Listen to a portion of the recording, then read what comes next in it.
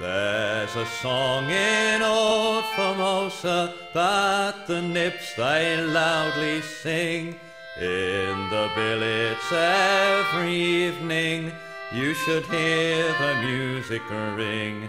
Now they sing to British soldiers who've travelled from afar to fight for king and country. Now they're prisoners of war, but they know they'll see their homeland in the future once again. Now listen while I sing to you the Nipponese refrain. Down the mine, bonny laddies, down the mine you'll go. Though your feet are lacerated, you dare not answer no. Oh, the rice is insufficient, and we treat you all like swines. Down the mine, bonny laddies, down the mine. Hello friends and gamers, and welcome to the Fortress. My name is Jinx, and today we're doing the Allied Strategic Conference for turn number 11/12. Now, of course, these are confidential, so don't share it with my competitors. They can view it at the end of the game, but if you keep it to yourself as confidential, it makes it more enjoyable for me, more enjoyable for my competitors, because they don't have an insight into the workings of my mind at this stage. So that's my intent behind this. This is also 11/12 because I've always been so routinely late with my turns. It's always been, either the Soviet turn or already starting the Japanese turn by the time these come out. So I thought I'd just wait and pull the trigger when the time came. This video is also late because me and Panzer King had a chat and he felt pretty swamped with work. And we just thought we needed to take a day and just enjoy our families, enjoy some of the nice weather that rolled through here. And so we collectively just took a breath, took a pause. Not quite a Christmas truce, but definitely it felt good to relax for a little bit and not have this on my mind. So that's what that is. I don't know if it's going to be a regular thing now to always do 2 turns at once, like 11/12. It'll probably always be titled, maybe the next one will be 12/13, right? So I might cover both sides of the equation there. But I want to unpack some of the workings of my mind in these things, and so this is the appropriate time to do it. So things don't look so good for the British at this point, the Allies in general, rather. The Allies have a total of 3 victory points across the whole board. First place is USSR. They have 14 victory points. They picked up primarily from capturing all these neutral nations with IPP value, and so they got quite a few victory points. Now, they have a few more here. If they... This one, you can't, I don't know if you could count this one just yet, because this is technically still Republican Spain, so it's not USSR territory. Once this becomes USSR territory, then they go up by 2 victory points. So really, either by counting this one as an extra kind of spread of communism kind of thing, and this one as having a port. So they can rapidly go up just by a declaration of war against Germany. They can jump up from 14 to 16, and or maybe it's not quite that high, but they can jump up quite quickly. Apart from that, most of their other victory points will have to be starting to taken out of the Axis over there, or me over here in Iran. So they need to pick up more territories worth IPP. There's Lithuania. Also, if they capture Lithuania, Estonia, Latvia, and Lubelski in East Poland, I believe that gives them one called the buffer state, so that would be 1 victory point there as well. So they need to pick up territories worth IPP. Now the primary ones in easy range is this one here, and then that unlocks the whole Middle East, and also here. Apart from that, they could go to Britain if they wanted to. Would they be able to take it? Would they be able to hold it? That's another question to ask. But that's where they're at. 14 victory points. The Germans have 13 victory points at this stage. Now they could rapidly jump up too. Part of the reason I launched Operation Luster over here and capture Thessaly and hold on to Thessaly is because this is worth 1 victory point to them. I believe it's Yugoslavia, Bulgaria, Thessaly, if I remember correctly. Once they take that, they'll go from, 13 victory points, they'll jump up to 14. And at that point, they're almost maxed out for their victory points for the Germans. They would have to take out these territories here in Spain, and that would give them 2 victory points collectively between the Italians and the Germans. So that would bump them up by a bit as well. So by capturing Thessaly, that bumps them up by 1. By capturing Spain, that bumps them up by 2 collectively. And then at that point, they need to take out either Eastern Egypt, Gibraltar, or hold the Med. Another one is take out a city, a USSR city. So at this point, they're almost tapped out for the Axis in the western side of things. They're almost tapped out of victory points. There's not too much more they can acquire. Likewise, the USSR is almost tapped up, and they're at a point where to get any more, they have to declare war on another major power, be that the Allies or the Germans, and preferably the Germans. Now, going here would not be a bad strategy for them, because they need to pick up more territories worth IPP value. If they put pressure here, that's 1, 2, 3 within easy reach. Syria's there, Transjordan here. So you could pick up a few victory points here, and I could do not too much to stop it. With the pressure here, I can't even use the FUC to counter them because the CCP is coming on this side as well. So there is pressure on both sides. So a USSR player might decide to do a pincer movement from both sides and capture all these victory points by using the pressure from the CCP and capturing Calcutta, and using the Soviets to pick up all these other territories with IPP value. That would be not a bad strategy, especially considering that the Allies, though we're not necessarily the weakest one in the picture, we are definitely having the most enemies surrounding us. So if the USSR did that, if the Comintern did that, then they could put their income, the collective income between all the Comintern nations is $72. So it's a decent amount. The FEC only collects, what is it, $14 a turn, including their bonus, and then Britain collects, I believe it is 33 on their side. So they also have to counter everything the Germans throw at them. So the USSR might choose this as an option. Another alternative, well, by doing this though, they kind of throw away any chance at a two-front war against the Germans, which is what they might want to do, because here they just get some victory points. But here they would actually get some victory points from holding on to their buffer territories, Lubelski, Lithuania, Estonia, and those kind of territories. That's the idea behind that. So that's what the scoop looks like for the Soviets. With 14 victory points, they have a few options in front of them, and I think the most likely one would be the Middle East. I could be wrong, of course. That's just a guess, because there is a historical element to this as well, where they may see that going in this direction would burn their bridge against the Allies. And they might know that if they do that, then they might have the bulk of the German income heading into Soviet territory there.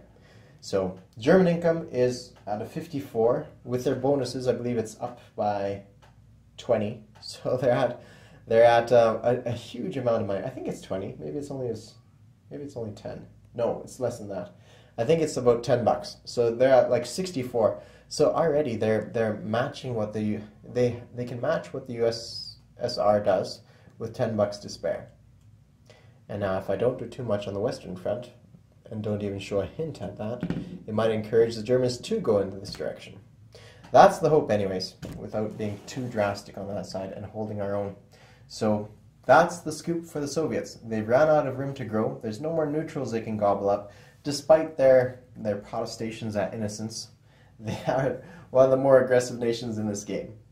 To touch on that, the USSR propaganda is saying how because Britain broke its treaty of trust and such like that, then they did this move here with their submarines. So they've become a bit of a threat in the Atlantic theater.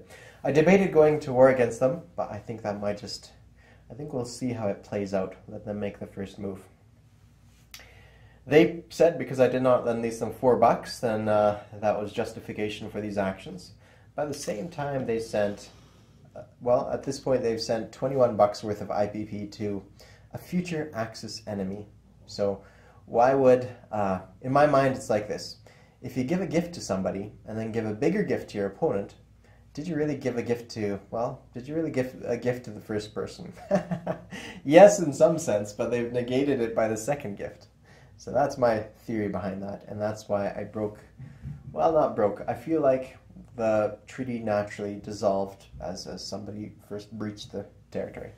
Treaty, rather. So that's what's happening there. Kind of a Cold War buildup of Comintern and Allied hostilities. So I don't want to turn that war hot, because then we see this might turn sour on us as well.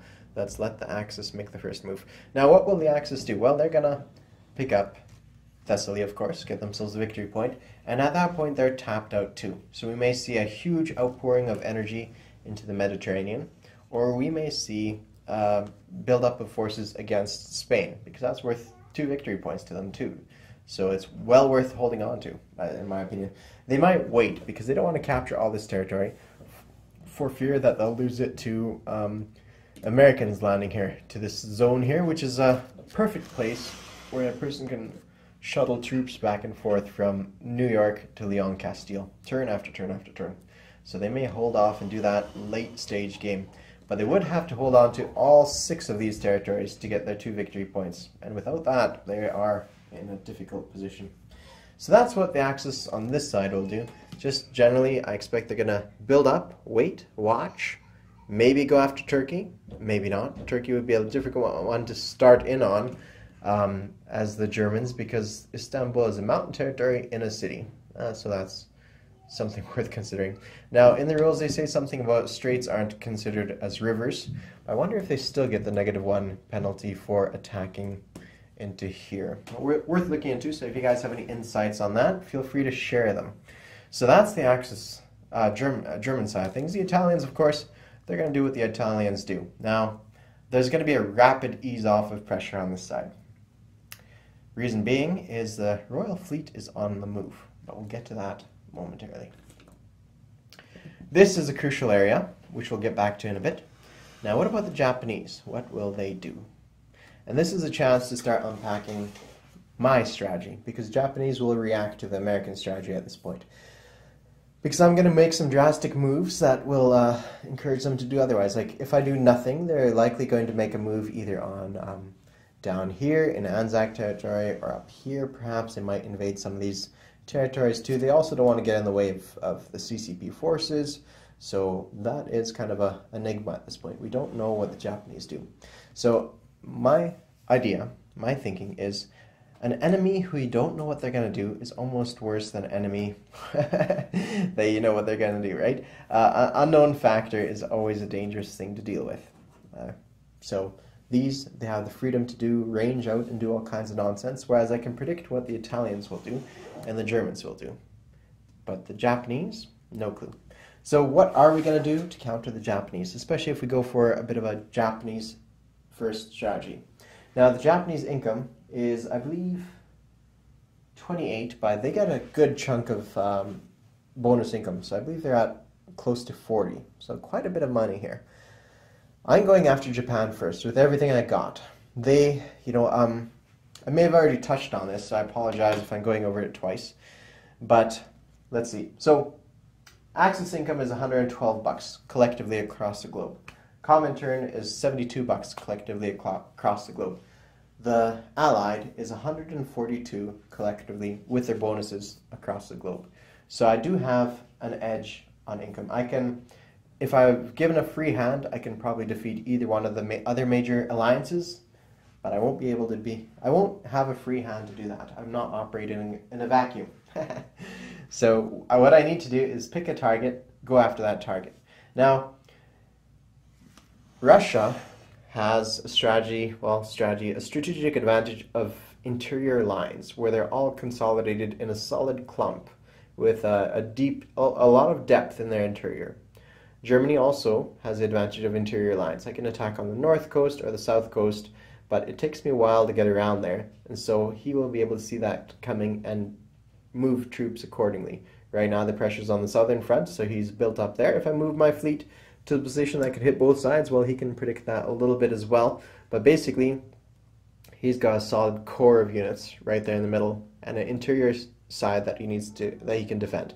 Now, the Allies, barring the Americans and the Canadians, they have a lot of territories, but they're all spread out and they're all attackable. In Britain, you have every single thing is adjacent to a coastal area.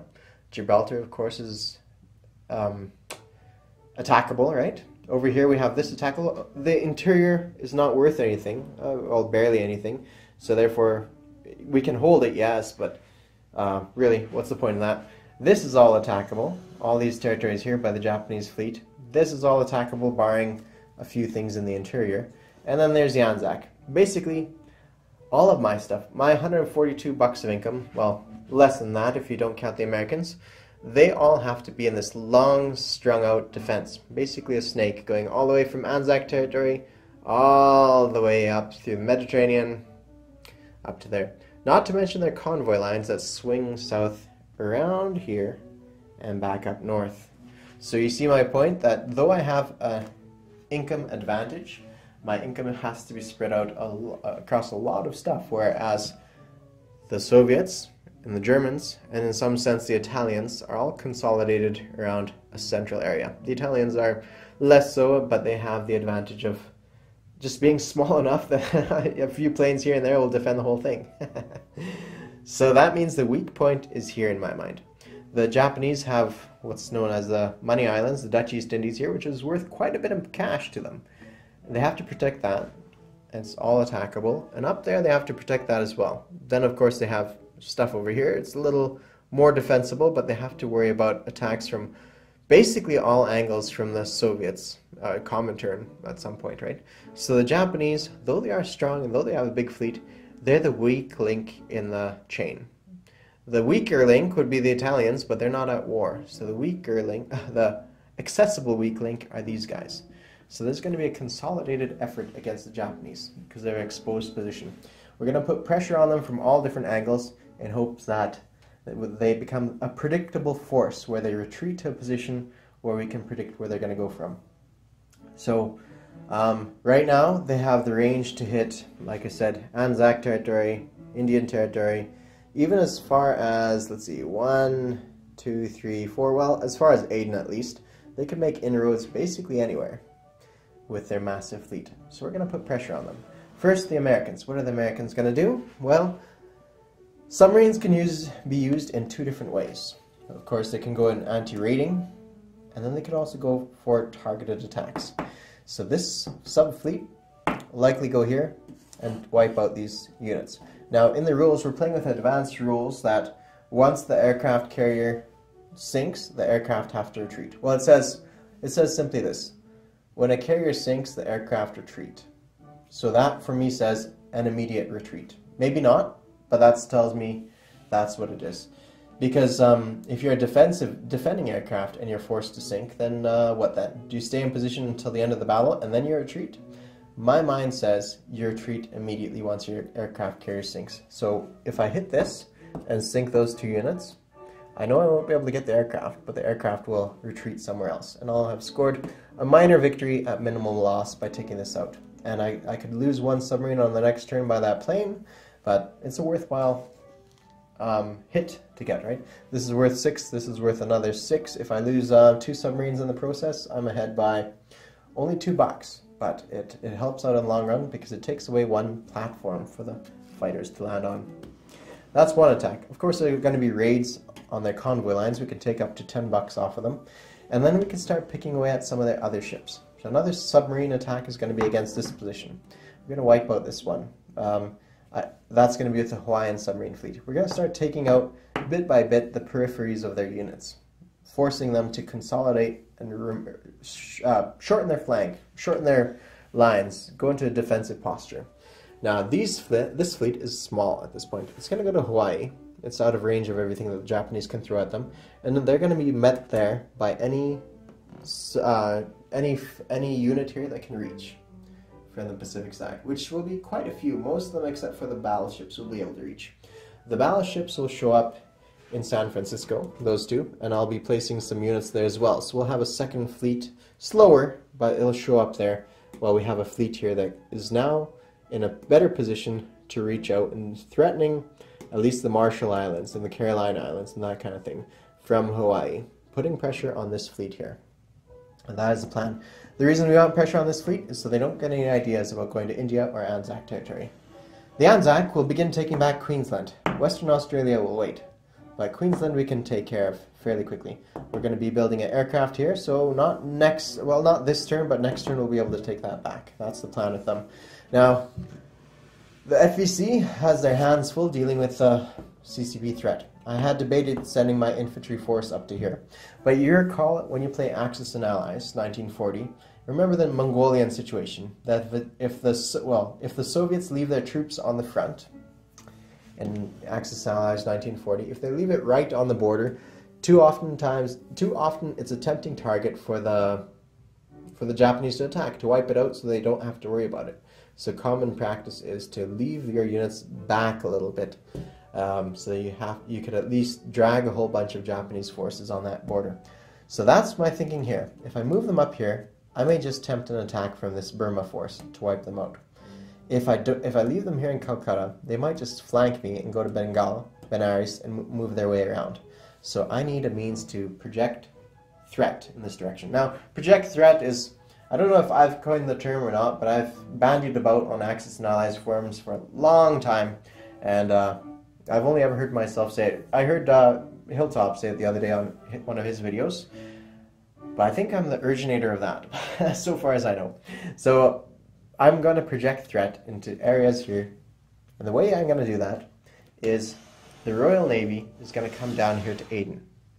Once they're at Aden, they can still project threat against, let's see, 1, 2, 3, and in a landing against, well, in Sicily and Mezzogiorno in southern Italy. They can still do that over there. They can still threaten a defense of this area, but at the same time, we'll be in a position to attack some, well, not the Money Islands, but get as close as, well, this sea zone right here, to drop off troops in Sumatra. Well, you're not quite on camera. Sumatra or in Singapore. We'll be in position to throw defense up anywhere here that we want to, even behind CCP lines. If they move forward, we can land them here. We could even take out Siam if it's still available to us and project threats more. We're also in a position to land troops here in southern Iran. And that way, if the Soviets make a move here, we'll have a stack of infantry here that can push them back immediately, or close enough to immediately. We could at least reinforce this position fairly quickly, or if we want to, we could reinforce the Iraq position. Both of them are equally available to us. Now, lastly, in this position here in Aden, we don't need to put them in Aden. We can put all our infantry here in this area, and that threatens both Italian Somaliland and Abyssinia. So we can hit either of these areas. We can hit Italian stuff. We can hit, well, quickly, rapidly defense Iran. We can threaten the entire coastline of India and start threatening the Money Islands. And also, this fleet is not unsubstantial. There's one of my coin words, isn't it? Unsubstantial. Or it is substantial in this case. Look at the size of that thing. So he's got, yes, I think man for man, he's got more ships than me. But if you consider that in relation to also the American threat that they're going to have from Hawaiian Islands and having these off of Aden, that's going to make him think twice about going anywhere too far away. He's not going to pull units off of, he's not going to pull Marines off of Malaya. He might not pull troops off of Sumatra. He's going to be very hesitant in what he does with these troops, and he might not even threaten this entire coast, knowing that I can drop off, how many units do I have? I can drop off 8 units anywhere I want to, 6 units, sorry, anywhere I want to, with coastal bombardment and that kind of thing. So he is going to think twice about this kind of stuff, as far as I'm concerned. I think that will force him in a position where he has to, well, he might do some risky maneuvers, of course, but he will know that he can't spread his fleet too far and wide. If he goes to Anzac territory, then I'll be right here in the following turn, and he'll be stuck somewhere down south here. I won't be that far away from projecting threat all the way up to Japan. Now, of course, I won't be able to land in Japan, but I'll have territory, well, I could pick up territory like Formosa, Okinawa. Well, Okinawa is worth nothing, but I could pick up territory worth something to me. And I could also make a landing here on Hainan and start taking out some of the CCP stuff as well. And at the very least, perhaps French Indochina. We'll see about that. But that puts me in a position where I can use that force, not just in the Mediterranean, but use it down here as well, in the Indian Ocean. So that's the goal with that. Combined with the American forces here, we'll be able to put the squeeze on the Japanese that they may still use aggressive tendencies, aggressive posture, but they're going to be allocating a lot of their resources in simply holding on to what they already have. So that is my goal and my plan. From that position, we shall see how things go. Now, it's hard to build long-term strategy at this point, so my long-term strategy is put the squeeze on Japan at this rate. Of course, the fleet might just simply turn around and go after the Italians, because from this position here, they can hit the Mediterranean again. They can clean it up again. But we also have to keep the Italians in check as well. They have to make sure they're not too, don't get too crazy. Okay, additionally, I can put 15, I think it's a total of 15 units into this area. Aircraft as well as infantry pulled up from this area. 15 units against this, plus, that might be a tempting target. But the fact that I have a force to drop off here or here might make them think twice into attacking into the mountains. So simultaneously I can potentially hold off a USSR attack into Azerbaijan. I can threaten an attack against the CCP if they move north into Bengal, right? If they move that way, I could threaten to attack Burma or take up some of their backwards areas if I wanted to. And likewise, I can still project threat against the Italians. So I'm going to call this one, I don't know, I'll put it in the title and the thumbnail. I'll think of something clever for the strategy here. But the strategy will be projecting threat from all three directions. And I guess there's a secondary strategy where we're putting the squeeze on Japan here. So that's my thinking behind all this. Now, what do I think of the Japanese tactics of going here? Well, this one was a close fight. I was debating if I should have bought that fortified line and the coastal artillery there. That cost me, what is it, 16 bucks? 16 bucks to put it here. 16 bucks, and I lost all my units there as well. Well, we almost won. They were down to one land unit. They would have had to start taking off some aircraft to win that fight. So they would have won regardless, but it was a close one. And I don't regret it. They had to put more effort into here, where they could have gone and taken out, say, Sarawak with some of those units. They could have gone and, I don't know, gone after New Guinea too, perhaps, or something along those lines. So it did put a lot of pressure there as well. It was predictable. I didn't expect that to hold out. My hope was to divide their forces sufficiently between these two areas that one of them might win, especially if the Japanese rolled poorly. Now, I knew I would lose. I was pretty sure I'd lose this one. I predicted it, and that's why I pulled off some of their forces to Hong Kong. But my thinking was, I'd rather keep the CCP units in the fight by fortifying Hong Kong than holding on to Singapore. So that was my thinking behind that. So we lost Singapore, but we'll get it back. We'll get it back, don't you worry. One way or another, we'll get it back, and this is a much more easier place to hit than Hong Kong for me. I would rather take, that's a city territory up here. That makes it extra difficult, whereas this is just mountain territory at this point. And I can hit it from Siam, just from one area. Whereas this area here, if I attack it and capture it, I'm immediately surrounded by the coastal region there. So, good move by the Japanese forces. They did kind of what I expected they would do.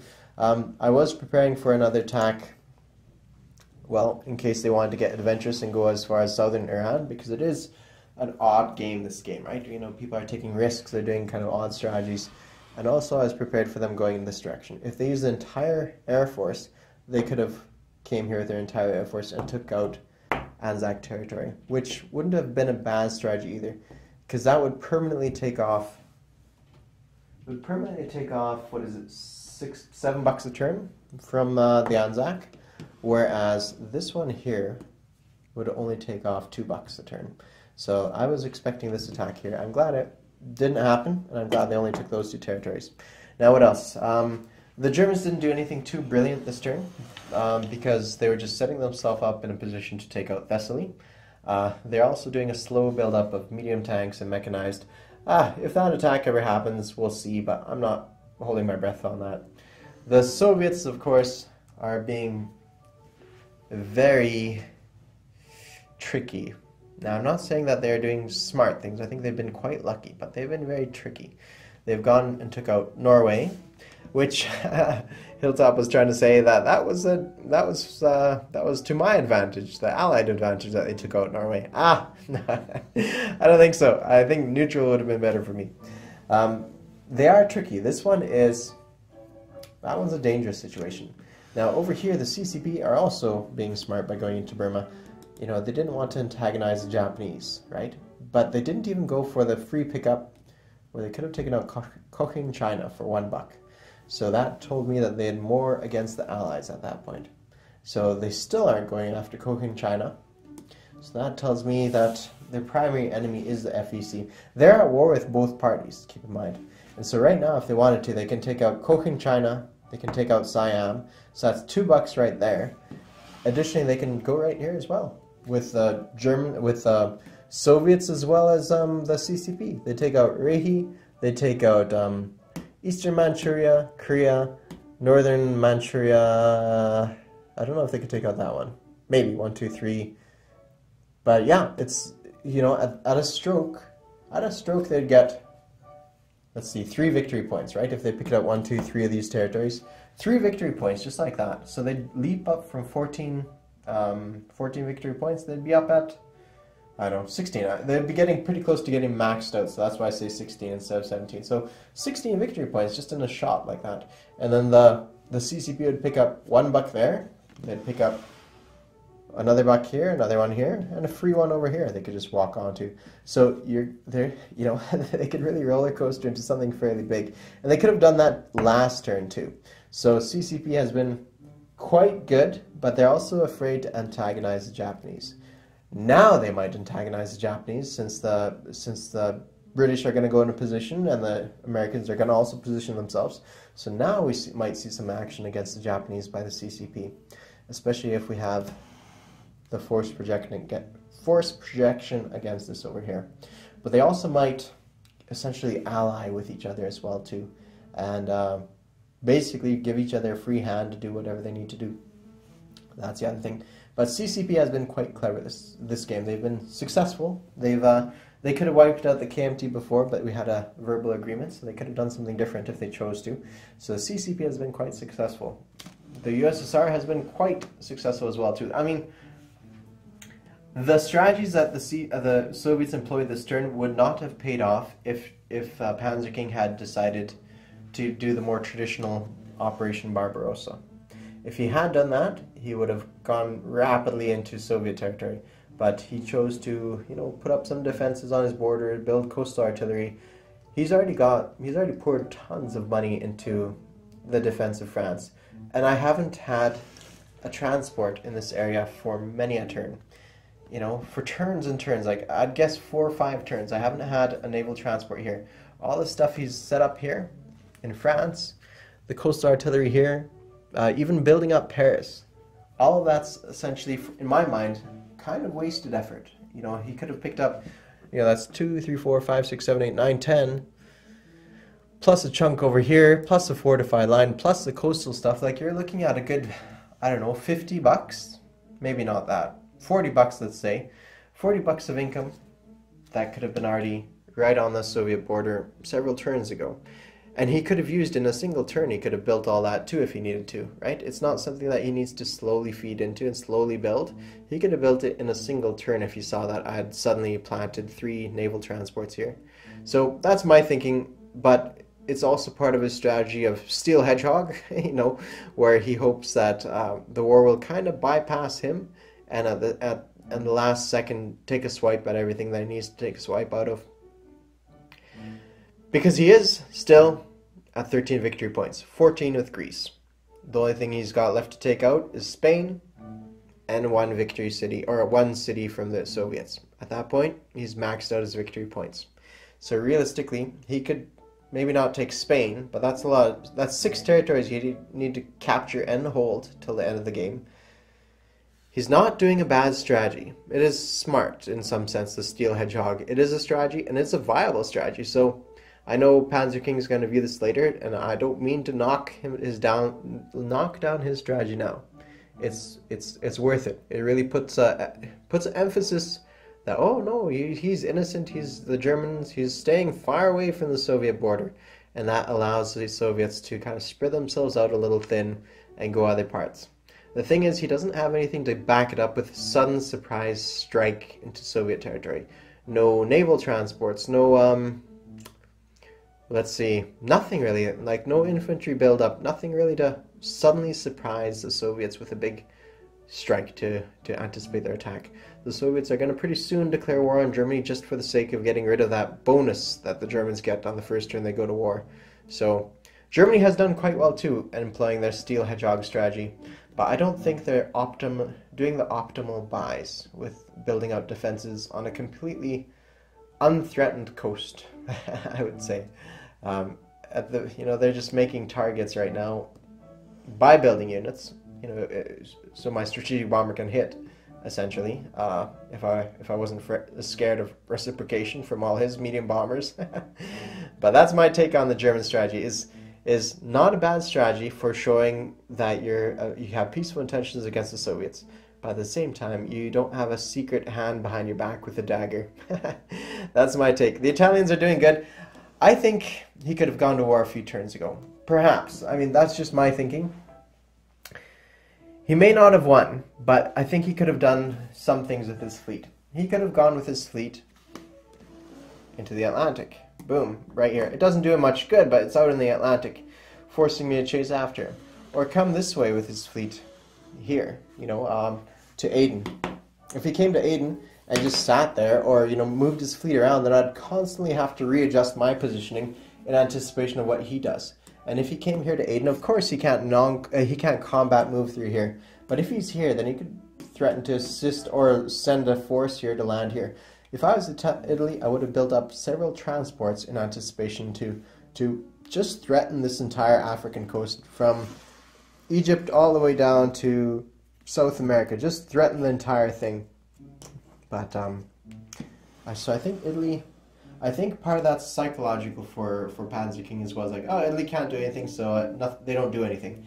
And then he kind of forgets the few little things that they can do simply with a threat that they offer. Because this threat is predictable. If he stays in position, then I can calculate it into my equation. He becomes predictable.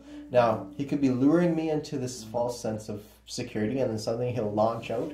But there's nothing I can foresee that he could do with limited power projection. He's only got the one transport, so he can't do too much. So, and my advice would be build more transports. I think you need 3 transports really to start doing anything of substance. Let's say something more major. So that's my thinking on that one. Now, one could also say the same thing with the fortified lines in Russia. There's no sense in building them up just yet. You could have used that. What is it? That's got to be 10, 20, 30, 40 bucks.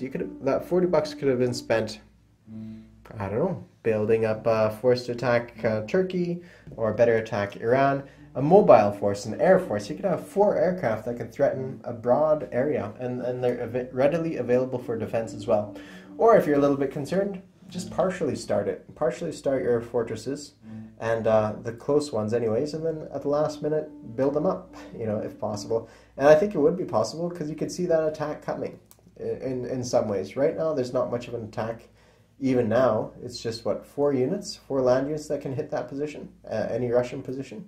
That's it. So there's some squandered money there too. Now, likewise with myself, I've squandered some money here and there. But I'm biased, so I don't see too many issues where perhaps one could say in Britain I didn't need to fortify it as much, but I don't want to lose Britain. That's a major spot for me.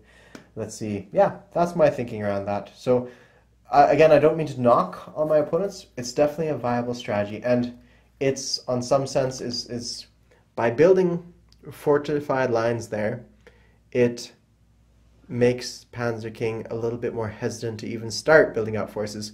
So an element of psychological warfare goes there as well. Sometimes building a fortified line, even if it's not needed, plants that seed of thought in their head saying, yeah, maybe I'll just, maybe I need to prepare more. And it delays and delays and delays the fight. But I think a lot of the fortifications could have waited until a later date. German ones could have waited, in the meantime build submarines. Soviet ones could be built, and I don't know what to do with that money that they would get. Perhaps take out Turkey, get your victory point for Turkey, and yeah, something along those lines, right? Or feed that money to the CCP to do some more drastic damage on this side. Stuff could be done with that, right? Now, likewise, the Americans have made a mistake. I should have upgraded some of their factories sooner so that I could have more income to work with, right? More research to work with. I did that a bit late, so that's a mistake I made. Another one would be probably the Philippines. Maybe I should have fortified it, well, not sooner. I don't think it should have been sooner, but perhaps... Oh, here's one. Perhaps I should have strategically naval moved my transport and shucked it back and forth and built up this place by dropping off units. I could get 1, 2, 3, 4, 5. It would take me, several turns, let's say 3 turns, or, yeah, 2 turns for 1 trip here. But I could have done it, and I might have been able to hold out. So there's mistakes that I could have gone for my stuff, or gone the other direction, instead of building up, not build anything there, and then use that money to be spent elsewhere. So mistakes are made. Now, anyways, this is a long message, and it wasn't intended to really get into like the deeper flaws and mistakes that everybody did. I did a few mistakes. A big one I made was leaving the British Midlands exposed to a fighter attack by the Luftwaffe. So that was a major one. And there's been other little ones I've made here and there too. Probably better positioning for my fleet so I wouldn't get convoy raided as much, that kind of thing. So yeah, that's my thinking, guys. I don't mean to be critical of you guys. I'm just pointing out some thoughts I've been thinking of. This has gone on fairly long enough though, this message. So I think that's about it. There's French, but that's about. I think that would get off into a whole nother topic at that point. Okay, guys, thanks all for watching, and I should have the other video up fairly quickly. So take care. Cheers.